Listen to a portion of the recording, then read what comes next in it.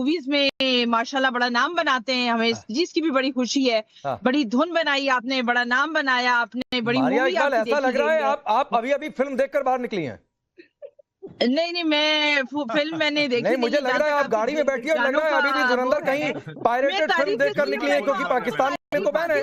मुझे लग रहा है शायद अभी फिल्म देखकर निकली है, इसीलिए हैंगओवर उतरा नहीं है। तारीफ नहीं आती है ना, देखिए तारीफ के लिए भी ज़र्फ होना चाहिए ना। मुझे नहीं, मैंने ये बात क्यों कही, आप पूछिए, आपसे सवाल फजलुर रहमान पर पूछ रहा हूँ, वैसे ये सवाल कायदे से मुझे पहले मेजर नदीम से पूछना चाहिए था। मुझे बहुत खुशी हुई कि आपने मुझे ये एजाज दिया कि आपने सवाल पूछ लिया, मगर वहां जहां तक बात होती है, देखिए तारीफ और ज़र्फ की, वो हम उसमें क्रेडिट ले जा चुके हैं, जंग में हम क्रेडिट ले जा चुके हैं, आप मूवी में क्रेडिट नहीं करके ही निकली है, ये बात तय है। क्योंकि जिस हिसाब से धुरंधर मूवी के गानों की तारीफ कर रही हैं, जिस हिसाब से धुरंधर मूवी के पिक्चराइजेशन की तारीफ कर रही हैं, जिस हिसाब से पाकिस्तान की बखियां जो उधेड़ी गई हैं और सच्चाई जो दिखाई गई है उसको वर्ड टू वर्ड बता रही हैं, इनको बहुत मजा आया है धुरंधर मूवी देख करके, पूरा लुत्फ उठाया है इन्होंने धुरंधर मूवी देख करके। ये साफ समझ में आ रहा है, इनके शब्दों में आपके ट्रेलर ही चल रहे होते हैं, आपके शोज से ज्यादा पाकिस्तान में देखा जा रहा है कि आप लोग क्या कर रहे हैं। लड़कियां बोल रही हैं कि बहुत अच्छी मूवी बनी है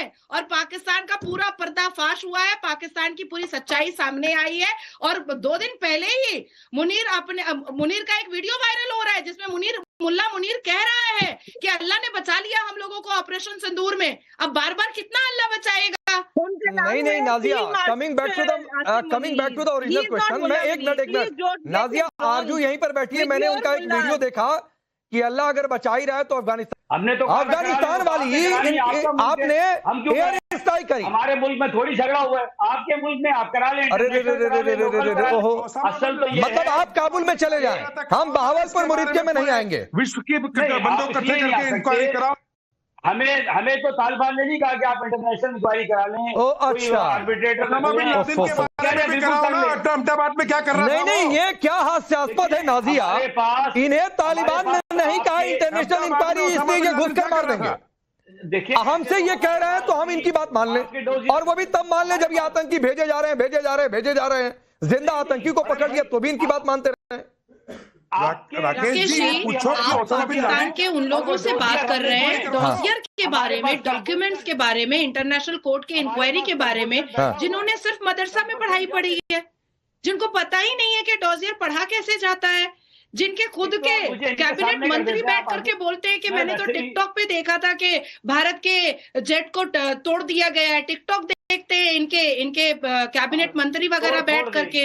तो डॉजियर वो पढ़ता है जो एकेडमिक क्वालिफिकेशन लेता है, डॉक्यूमेंट वो पढ़ता है जिसके पास एकेडमिक क्वालिफिकेशन होती है। इंटरनेशनल कोर्ट में तो इनके ही पाकिस्तान के ह्यूमन राइट्स ने सरकार पर केस करके रखा हुआ है, इनके ही पाकिस्तान के चाइल्ड ह्यूमन राइट ने इनके ऊपर केस करके रखा हुआ है। ये आज तक उसको जवाब नहीं दे रहे हैं।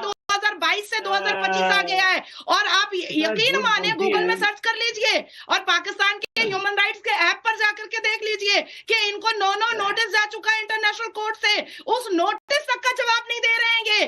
तो इनको, ये तो मदरसा छाप लोग हैं, इनको डॉजियर समझ में नहीं आता है। अब इनको वही बताया जाएगा जो हमने ऑपरेशन सिंदूर में बताया था। हमें आपकी तालीम का पता है, इसलिए हमने जिंदा डोजियर रखा हुआ है कुलभूषण जाधव की शक्ल में, जिनकी वालदा को भी हमने बुला के मिला दिया, उनकी वाइफ को भी मिला दिया। आपने भी मिलना तो आपको भी मिला देते हैं, आपको भी मिला देता हूँ। आपने अगर आना है तो जरा भेजें डिटेल अपनी, हम आपको भी मिला देते हैं। हमारे देश के ऑफिसर से बात कर रहे थे, ये बदतमीजी आप लोगों को मदरसे में सिखाई जाती है क्या? हमारे देश के ऑफिसर से डॉक्टर इरशाद, आपके नेता जिस बदतमीजी से बात कर रहे थे आप। अच्छा ठीक है, अभी कामिल मीर बचे हुए हैं, एक बार उनके पास चला जाओ। कामिल मीर, जो बात मौलाना फजलुर रहमान ने कही या मुफ्ती तकी उस्मानी ने कही, मैं सभी अभी उस पर सेंट्रलाइज हूं। ये क्यों ना माने कि मुनीर के दिन लदने शुरू हो गए, और इसलिए दिन लदने शुरू हुए क्योंकि वहीं से आवाज उठ रही है। मेजर नदीम रुक जाइए, कामिल मीर से सीख लीजिए, अभी तक नहीं गया उनके पास, अपनी बारी का वेट कर रहे हैं, थोड़ा सा धैर्य से। कम से कम डॉक्टर इरशाद से सीखी, हंसते ही रहते हैं, बीच में नहीं बोलते हैं, उसी से हम इंटरटेन हो लेते हैं। तो ठीक है कामिल मीर, तो क्या ये तय नहीं है कि मुनीर घर में घिर रहे हैं और इसीलिए पता था, इसीलिए पहले से एक इंतजाम करके रखा हुआ था लाइफ टाइम इम्यूनिटी का, लेकिन वो भी शायद ऐसा लग रहा है कि बदल चलते वक्त में हो सकता है कि उसका भी कोई तोड़ निकले या उसको भी संशोधन करके हटा दिया जाए। अच्छा, मैं अभी थोड़ी देर पहले एक मैंने मूवी देखी है जिसका नाम था ऑपरेशन सिंदूर और इंडिया की धुलाई और प्रेसिडेंट ट्रंप की सच्चाई। अभी मैंने मूवी देख के खत्म ही की थी तो कि वॉशिंगटन पोस्ट की खबर मेरे सामने आ गई। आपने ख्वाजा आसिफ ने बनाई है ये मूवी, ने पढ़ी होगी। आप मेरी बात सुन लेना, इतना तो सबर ख्वाजा आसिफ ने बनाई है क्या? ख्वाजा आसिफ ने वो सोशल मीडिया देख के मूवी बनाई, वो देख के आए हो? पढ़ी है जिसके अंदर आपको पहले ये बताओ ये मूवी कहाँ किसने बनाई है? ख्वाजा आसिफ ने बनाई है? किसने बनाई है पिक्चर? ये सोशल मीडिया नहीं, अरे तो पिक्चर के आप ही जवाब दे दीजिए, क्यों इंडिया, आप ही जवाब दे दो ना। अच्छा मैं पूछ लेता हूँ इस सवाल को। कामिल मीर कर्नल दिनेश टैन का सवाल है। क्या बोला? एक मिनट कामिल मीर, जो आप ऑपरेशन सिंदूर फिल्म की बात कर रहे हैं, कर्नल दिनेश टैन पूछते हैं इसका प्रोड्यूसर डायरेक्टर कौन है? पांडे जी मुझे बात करने देना। नहीं, मैं आप ही के पास हूँ, बस ये बता दीजिए प्रोड्यूसर बाई डायरेक्टेड बाई में किसका नाम लिखा हुआ है? आपने क्या सवाल करना है, मुझे पता है आपने क्या सवाल करना है, मेरा जवाब सुन लें आप। वॉशिंगटन टाइम्स की आपने खबर पढ़ी है जो कल आई है? आपको पढ़नी आती है, अंग्रेजी आती है ना? इंडिया आपसे ज्यादा ही आती है। जो अच्छी इंग्लिश बोल लेते हैं, अच्छी इंग्लिश बोल लेते हैं, उसको पढ़िए, उसमें क्या लिखा हुआ है? क्या लिखा हुआ है बताइए, क्या लिखा हुआ है? क्या पढ़िए आप ही बताइए क्या लिखा हुआ है? क्यों अमेरिका ने अपनी पॉलिसी चेंज की है? क्योंकि 6 मई की रात को जो हुआ पूरी दुनिया उस पर हैरान थी कि कैसे पाकिस्तान ने इंडिया को इस जंग में हराया है। तो ये अच्छा, गार्डियन की स्टोरी पढ़ ले, वॉशिंगटन पोस्ट पढ़ ले, न्यूयॉर्क टाइम्स देख कर आ गए। और फिल्म में कर्नल दिनेश टैन प्रोड्यूसर डायरेक्टर कौन है ये बता नहीं पा रहे हैं। तो फिल्म सपने में देखी थी कामिल मीर। दूसरी बात है कि एक चीज और नोट करिए और तारीख नोट कर लीजिए, मैंने क्या कहा था।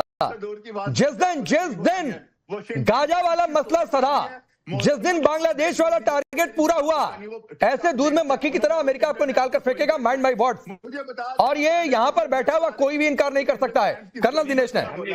देखिए राकेश, मैं आपको बताऊं, अब ये मीर साहब भी सुन ले, नदीम भी सुन ले और ये भाई ISI वाले भी सुन ले।